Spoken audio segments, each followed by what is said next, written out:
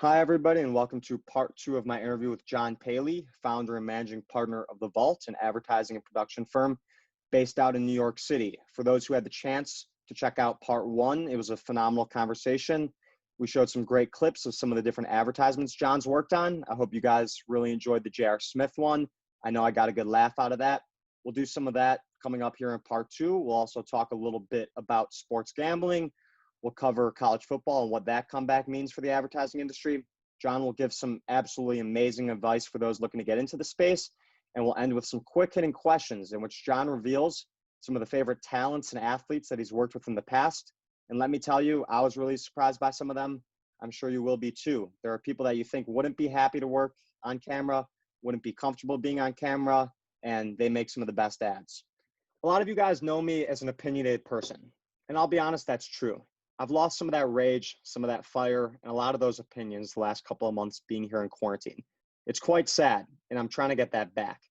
I mean, I message, I group me, I throw in a few exclamation points, and what does that mean? When my mom wants me to do something, she does the same thing. She says, go take out the garbage, go do the dishes. I don't move from my bed, that bed right there behind me. Sit there watching TNT, watching ESPN. Doesn't make a difference. I'm not moving. But either way, I will be getting some more sports takes going on this podcast. We're going to stay probably 90% sports business, 10% on the field action. This is just an exciting time for the Chicago sports franchises and all sports in general coming back, and I really can't ignore it. You got the Cubs making a playoff push. You got the White Sox who clinched. And although I'm not a Sox fan, I can admit that moving forward, they may be the best franchise in the MLB. They may have the best young roster. The Chicago Bulls just made an absolutely fire move, hiring Billy Donovan, $24 million over 4 years. I don't know what I think about Billy Donovan. I haven't had the time yet to digest the move, but I do know it's not Gar Pax. It's not Jim Boylan. It's an exciting time, and I really am optimistic about the future. I like spending my money where my mouth is, and I like spending my money with companies that I value and that are making powerful moves in their respective industries. The Chicago Bulls have done that. I'll be back to buying jerseys. I'll be back to going to games so they can take my $100 a year, which is really all I have. But it's better than nothing, and I'm glad to give it to them. So very happy to be a Chicago fan right now. Share with me whatever's going on with your teams. I love to talk sports with anybody that's going to hop in my DMs. It'll be a great conversation, and potentially we can get some of you guys on the show moving forward. So thank you guys all for sticking with us, and I hope you enjoy this. So Something you mentioned earlier was that some of your the companies that you worked at, like Ogilvy, Cliff Freeman, there was a focus obviously more then than now on print and radio advertising. So I'm just curious, and we've seen within the past couple of months and television, and we've seen in the past couple of months, COVID induced, but it's maybe kind of sped up the process of less of a focus on print advertising within the industry.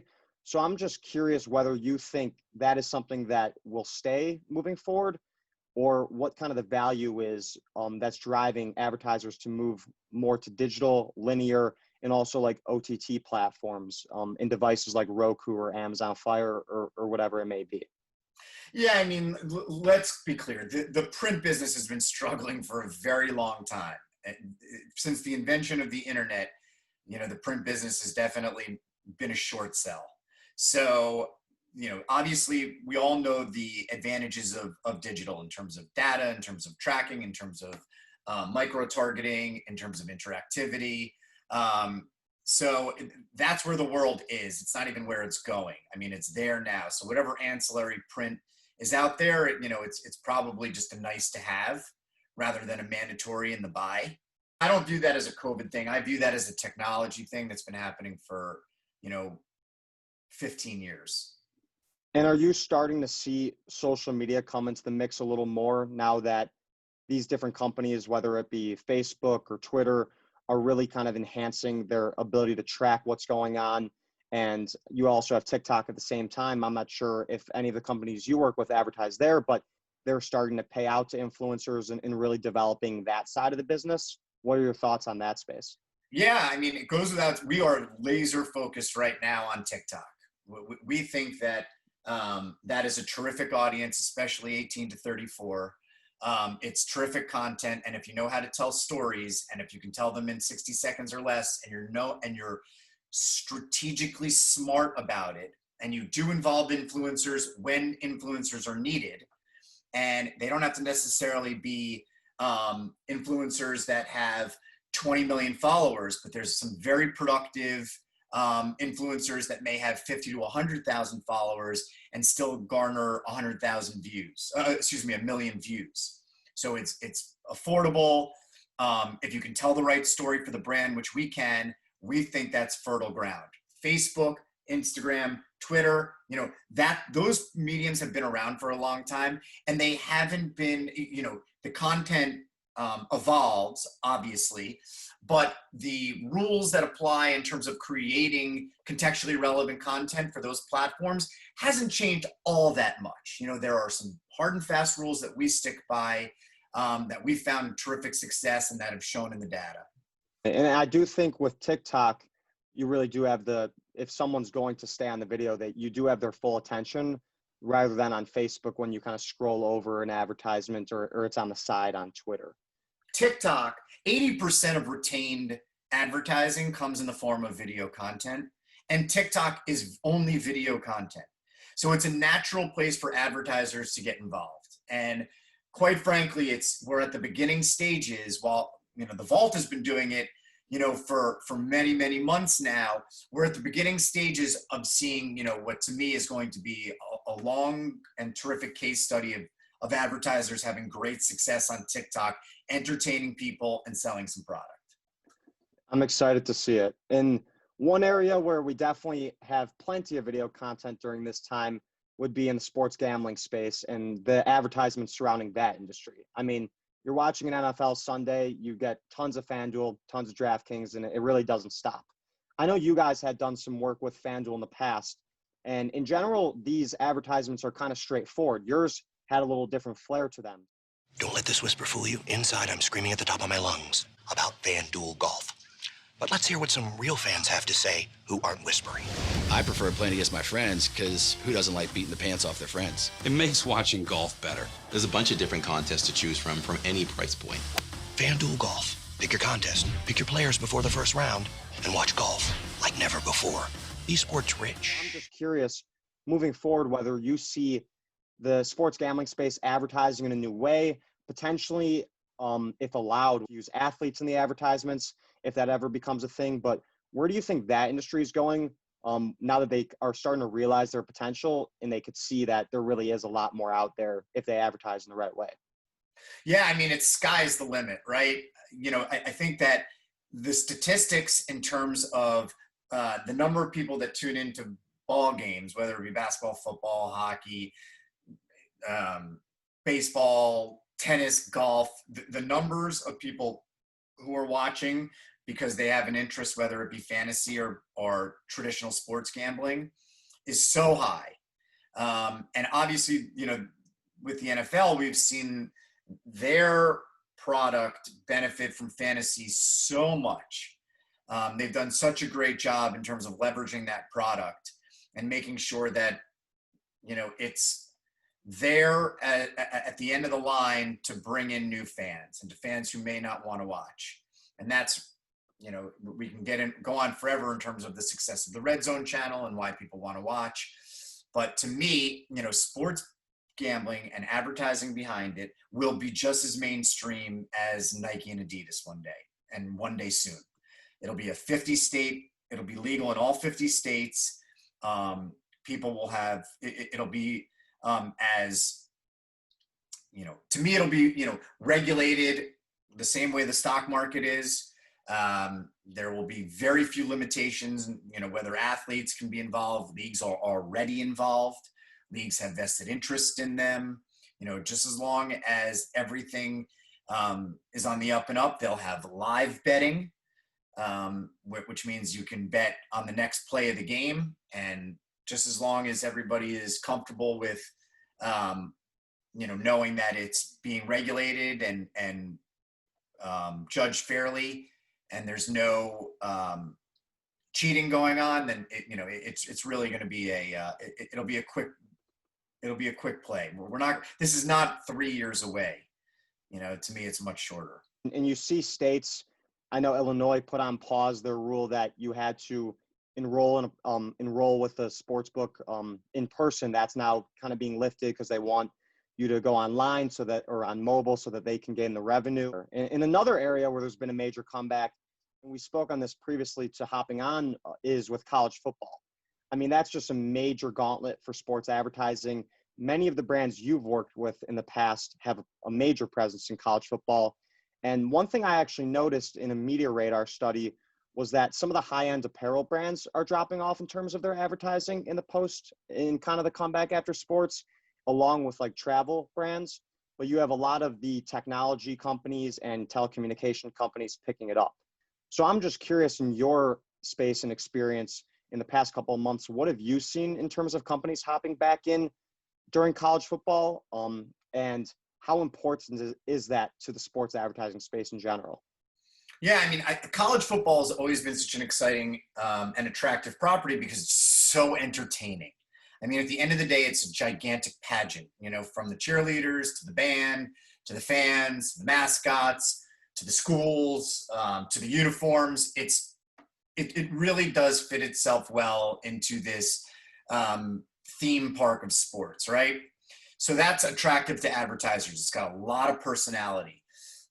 You know, and as far as it being an attractive play right now, there's going to be, you know, a tremendous amount of eyeballs that go towards college football because it's a little bit late. It could be a condensed season. Nobody knows how long it's going to last. So I think advertisers are kind of jumping on the opportunity to take advantage of it while they can, just in case it does get cut a little bit short. And without telling us what you guys have upcoming, I'm just curious, was this a preparation process that was happening during COVID-19 in the hopes of the games coming back? Or is it now just a crazy sprint to the finish line before really the leagues get going? I know we've had one game, but with the Big Ten coming back, it's going to really feel like sports are full steam ahead.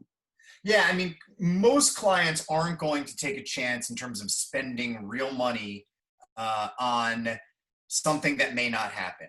That's not worth it to them. So if they thought that there was a chance that college football may not happen, they're going to move on to the next because there's plenty of other outlets to advertise. But once they did know or do know that it's happening and there is time to make it happen, then they'll start executing against that property. And so do you see kind of moving forward, and I'm going to knock on wood that the games go as planned and everything like that, but are they going to start incorporating more force majeure clauses into the contracts? Or when it comes down the pipeline, how does it affect an ad company like you guys? Is it once you finish the product and it's out of your hands, everything's good? Or could what's happening on the field and things getting postponed end up trickling down in a negative way?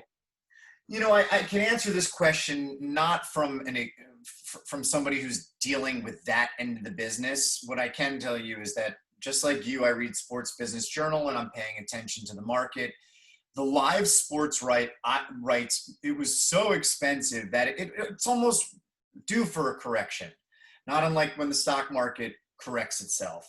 It gets inflated and there's just a natural correction. I think COVID accelerated that correction. And I think the technology brands, if the correction isn't going to come and people are going to come in, it'll be the technology brands. It'll be the Apples, Amazons, Facebooks of the world who will come in and provide the necessary capital to keep the curve heading up. But, you know, with that said, you know, it's, you know, to me, it's an interesting play. What they'll do in terms of future contracts, I think they're going to try. I mean, why wouldn't they? But if somebody wants the rights and there's a bidding war, then that force majeure clause may not be an option. In many of the television rights, contracts are up soon and they'll be up for renegotiation with the major leagues. So a lot should be changing in the next couple of years, but we'll see how the industry is impacted. And with any negotiation, you know, there's supply and demand. And if there's a tremendous amount of demand for the property, then the property is going to dictate the terms. And that may only be increasing. You mentioned some of the major tech companies coming in terms of advertising. They also are starting to trickle in slowly in terms of live sports rights. And we all know that they have more capital than pretty much any network or whoever it is. So I'm a little nervous to see if they buy it up because I feel like I spend too much time on my Apple materials anyways, Facebook and Instagram. So it would be a little disappointing, but money's money. So we'll see how it plays out. It's a successful business, and you can see that they've dipped their toe in the water. And the question is whether they're going to just dive into the deep end. Before wrapping up here, I just want to ask one question revolving around the change in Nielsen ratings. One that is really kind of a major push that networks have had over the past couple of years.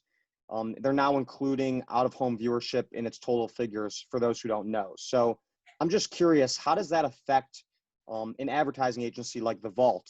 I know it obviously is very helpful to networks when they're looking to sell ad spots, but how does that trickle down to your company? Well, it affects us in the sense that it just affects the clients. So the more people that they count towards viewership, the more money that clients have to pay for ads. So they either have to ante up and write bigger checks, or sometimes it'll come out of the creative budget. More often than not, they just ante up and pay more because there's more eyeballs, and it just gets built into a chart where, it's put against a budget and they need a certain amount of GRPs, which is a gross rating point. And that, inevitably sports will go up because of the recent change to the Nielsen ratings, which includes now bars and streaming. Yeah, and that's kind of on hold right now, but I'm sure hopefully once COVID subsides and things start to get back to regular, there will be a lot of people hitting bars. So we'll see how that goes. They've been lobbying for that for a while, and it's a huge win for them to get that counted. And I think that they've been patient with the rating because a lot of people do go to bars and restaurants to watch games, and I do think that they pay attention to the ads.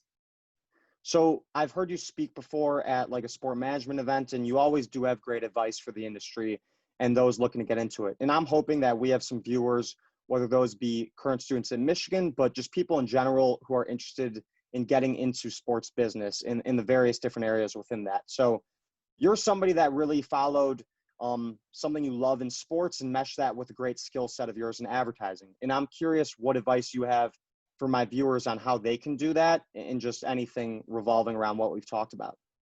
Yeah, I mean, look, it's so important to follow your passion because that inevitably will be where your talent shines.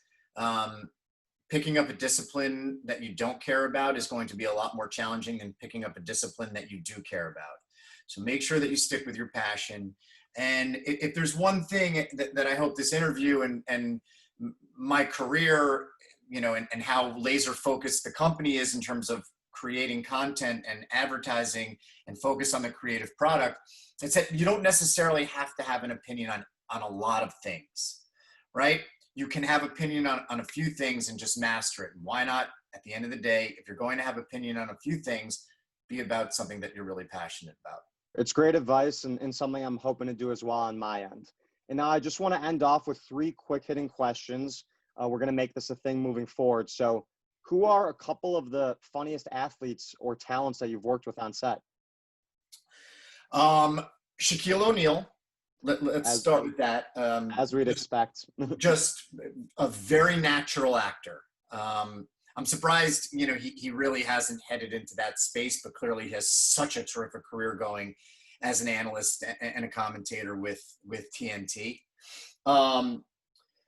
Surprisingly, one of the nicest guys and something that goes contrary to his public persona was J.R. Smith. So, terrific talent, took direction so well. And I mean, really one of the most genuine, authentic, kind-hearted people we have ever met. Took time to talk to the crew and really engaged everybody and gave everybody, wanted to stay longer and wanted to get it right. And just, to me, I wasn't expecting that. And, we've worked with so many other talents, so I'm racking my brain right now in terms of some of the other talented ones. But who was really good and someone that we really needed him to shine was Teddy Bruschi. Oh, wow. Yeah, that guy, we got him to cry in a funny way, and I thought that was pretty amazing. And he was, he did it right. He was always very impressive. Yeah, that's a great rundown. I mean, if you could get a serious defensive player like Teddy Bruschi to cry, you're doing something right. You got some good coaches on your side.